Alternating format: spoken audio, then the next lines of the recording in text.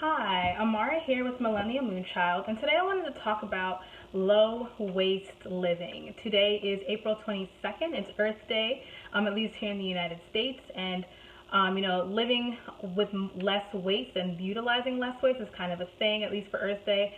Whether or not you believe in climate change or not, it's always good to be able to utilize less than you actually need. So I want to talk about the ways in which I do that. This, by all means, is not an exhaustive list. To a degree, there's a lot more that I could be doing, but I thought I'd outline a few different ways that I'm currently living a lower waste life than I used to. All right, number one.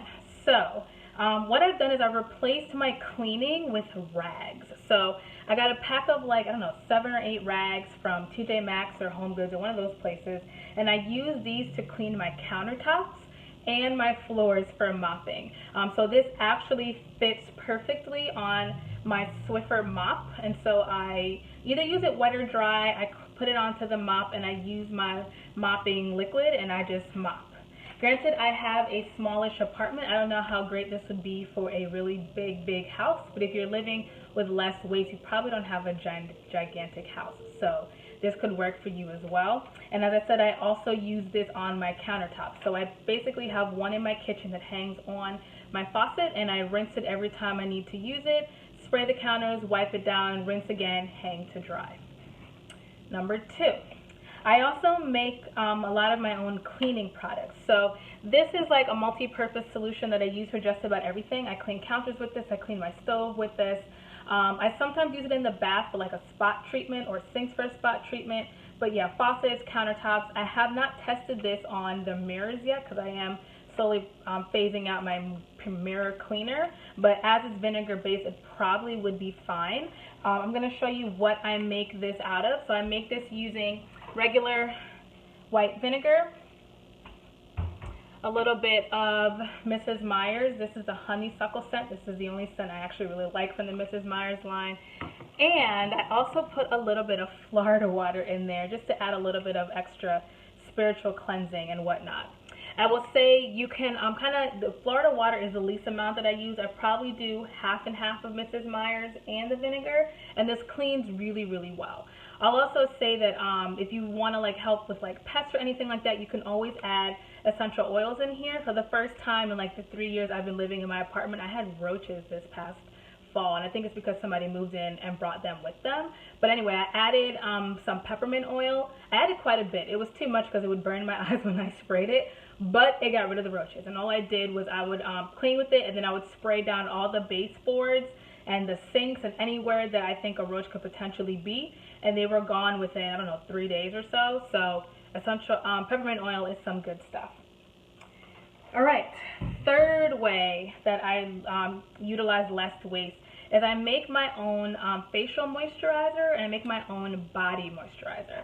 So on my blog, millenniummoonchild.wordpress.com, I have the recipe for my facial oil. It's argan oil based. It has a few essential oils in there and a little bit of black seed oil because I suffer from a little bit of acne, adult acne, and my skin's pretty oily. And so this has helped big time. I even have pictures on there before and after of me utilizing this oil. So I make this batch, once every 3 or 4 weeks. I only use maybe 3 to 4 drops in the morning and the evening, and this lasts me a really long time. And then argan oil can be pretty expensive, but you can find it cheaply if you look. So Trader Joe's has just started offering it. Organic cold pressed argan oil, I think it's $7.99 for a bottle, but then if you go on Amazon, they can range anywhere from $20 to $50. So just shop around to find what you're looking for. I've also been lucky to find argan oil in TJ Maxx as well. So look around, you can definitely find what you're looking for the price you're looking for if you really try. Secondly, my other body moisturizer is this is a jar that I just keep reusing. My moisturizer is coconut oil based. I do not use coconut oil on my face because it is, I think the word is comedogenic or whatever. Basically, it can clog your pores, and so I don't use it on my face, but I do use it on my body. And so this is a coconut mix based, coconut oil based, and I mix it with a little moisturizer from Asley Pure. I think the Oshun scent because I love it so much. So I fill it up with coconut oil, I put it in a pot of water, let it melt down, add in whatever scent I want, maybe essential oils or another moisturizer that smells really good, mix it up, let it cool. And I use this in the spring and summer. Once the weather gets cold, I do shea butter and coconut oil because it's a little thicker. And so, yeah, but I make my own body moisturizers. I've stopped buying it at the store because, A, there's a lot of chemicals in the body moisturizers, and as our skin is our largest organ, you're literally absorbing all of that. And there's no need to, especially if you find stuff that works just as well, if not better, and it's actually good for your skin. And so, yeah, that's my body moisturizer. Next way, I think I'm on number 4. I also make my own toothpaste. So this is very new. I'm only on my second time of making it, but my toothpaste lasted about 2 months. So I guess I'm on month like 3.5 of making my own toothpaste. I make my toothpaste, actually repurpose an old golden milk jar, and I make my toothpaste mix in here. So my toothpaste is coconut oil, bentonite clay, I want to say calcium carbonate, some trace mineral drops, I think a mix of essential oils of like cloves, cinnamon, I want to say peppermint, but the recipe I got from, I think, Pinterest, and I really, really like it. I'm actually somebody that's pretty lucky. I've never had a cavity in my life, in my 29 years of living, and I find that with this, my teeth feel really, really clean, my tongue stays a lot pinker, as you can see, and yeah, my dentist has no issues with it. There's nothing there. My gums are nice and healthy, so I shall be sticking with this. And so what I do is I take a popsicle stick, I scoop a little bit of it out, spread it on my toothbrush, brush as normal for 2 minutes, spit and rinse. I will say you have to be careful because this can clog your drains because of the coconut oil and it solidifies. I just regularly keep Drano on hand, and every, I don't know, month or so I just pour a little bit down there in some hot water and it clears anything up if there is. And so, yeah, my own toothpaste. And again, I avoid conventional toothpaste because of the chemicals in there, and even fluoride. Like, fluoride isn't good for you.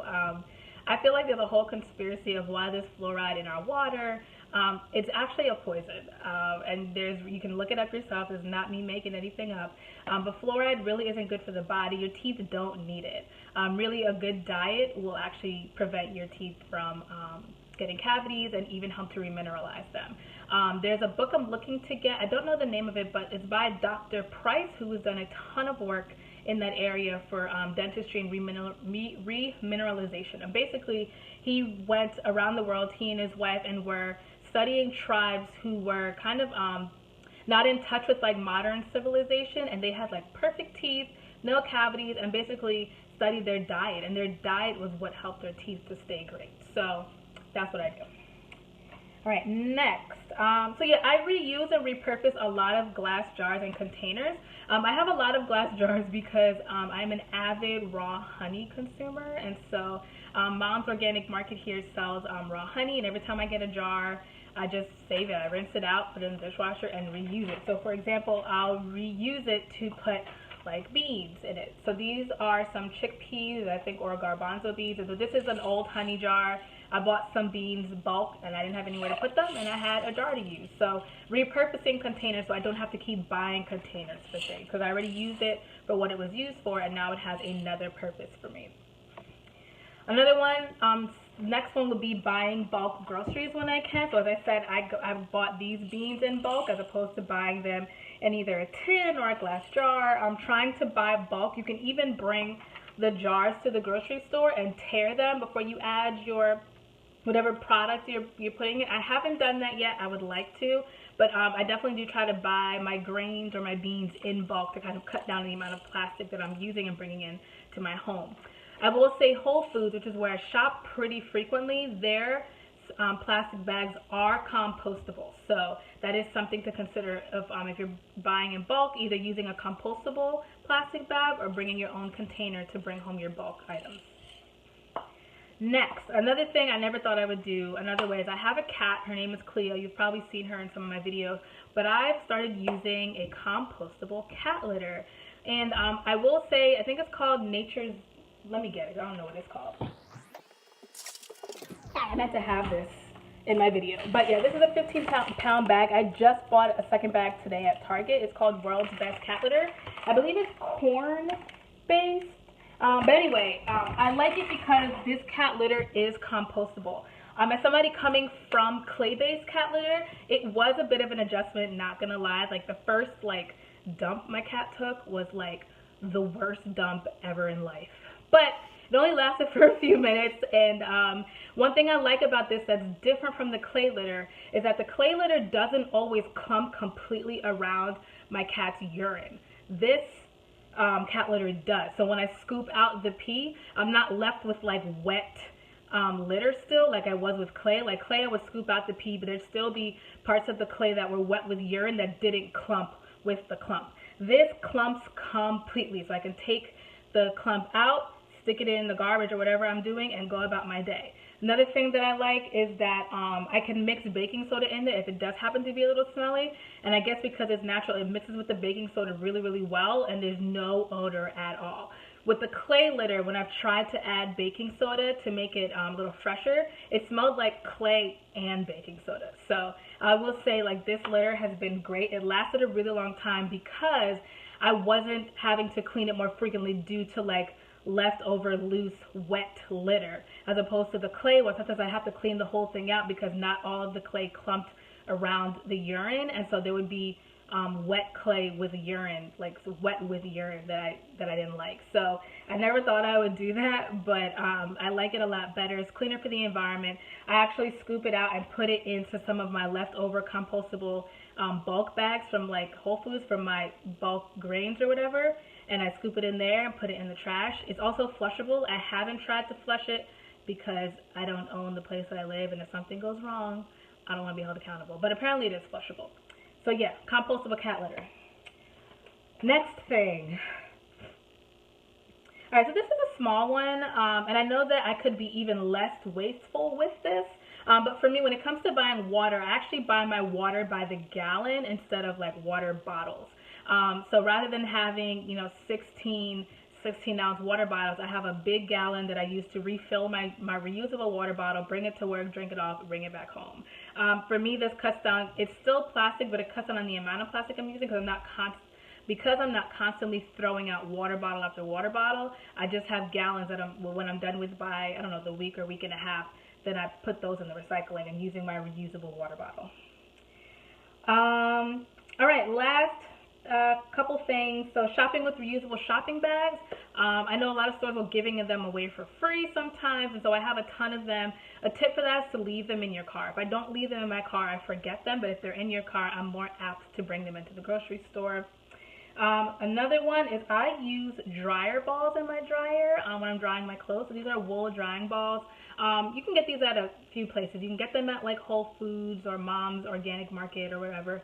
But you can also get them at like TJ Maxx and Home Goods. Like, don't sleep on like TJ Maxx, Home Goods, Marshalls for like some low waste, good for the environment living things. As I said, I got my dryer balls from here. I've had these, I want to say like a good year and a half, and they work just as well as dryer sheets. And on top of that, unlike dryer sheets, they don't have a whole bunch of chemicals in them. Like, I challenge you to go and Google dryer sheets and the stuff that's in them, and there's like endocrine disruptors, things that you're putting on your clothes that then when you put them on your body, your skin absorbs. Like, there's just really no good, and they're not necessary. And so if you want your clothes to smell nice, a trick that you can do is to put an essential oil, a scent you like, in the washing machine, not in the dryer. When I put essential oils on this and put it in the dryer, the smell evaporates right off and it smells like nothing. But if you put it in the washing machine, the water, because it's not like evaporating the oil, it just mixes in. Well, oil and water don't mix, but it's in the washer, your clothes do smell like whatever oil you like, and then you put them in the dryer and the smell does stay. So don't put essential oils on this. Put them in your wash if you want a scent to your clothes, or you can make your own detergent with a smell as well. And so yeah, dryer balls have been great. I've stopped buying dryer sheets, and these last a really long time, and they get rid of the static and whatever else you're worried about with your clothes. Last but not least is I make my own laundry detergent. So this jar is also an old honey jar that I had, and I actually did make a laundry detergent video that I'm going to post of what's in my detergent. But this is my second batch of detergent, and it's made of washing soda, baking soda, Castile soap, and essential oils. And so, yeah, I find this cleans my clothes just as well. Again, I avoid the chemicals that are in laundry detergent. Again, look it up yourself. Don't take my word for it. If you're okay with the stuff that's in detergent, cool. If not, there are ways around it that are better for the environment and for you ultimately. So this is my own laundry detergent. I use just a tablespoon per load of this stuff, and it cleans really well. And so I might add like a second tablespoon if I'm cleaning, if I'm washing like a blanket or some towels, or like I have a really big load or especially dirty load. But yeah, my colors stay bright, my whites stay bright. I will say you can pre-treat any clothes that you think might need it with like liquid Castile soap. Like I have like a white shirt that sometimes would get makeup on it, and so I would pre-treat with Castile soap, you know, rub it in really well, throw it in the wash, comes right out. So yeah, that's my laundry detergent. I got this sticker from the Target Dollar Spot, which I think is really cool. And yeah, so that's it. These are the ways that I'm living low waste, or at least attempting to. As I've said, there's a lot more ways to do so. If you watch my channel, you know I definitely get the Goddess Provision boxes, and they come with a lot of plastic and extra paper, which I don't necessarily like, but I do like those boxes, and so that's just something I'm going to have to give feedback on, and hopefully they find a way around that. But yeah, so these are the ways that I'm living low waste, and I hope you found some of these tips helpful, maybe something you can incorporate into your own life. And yeah, it's just important. I think that we kind of forget that we need the earth to live. Like there's like a Native American saying that says something along the lines of only when the last tree is cut down, the last fish is caught, will man realize that he can't eat money. And it's really true. Like we can't survive without the earth, and so if we don't start taking care of her now, she's not going to last long enough for us to continue to live on her. So hope this helps. Happy Earth Day 2018, and I will talk to you soon.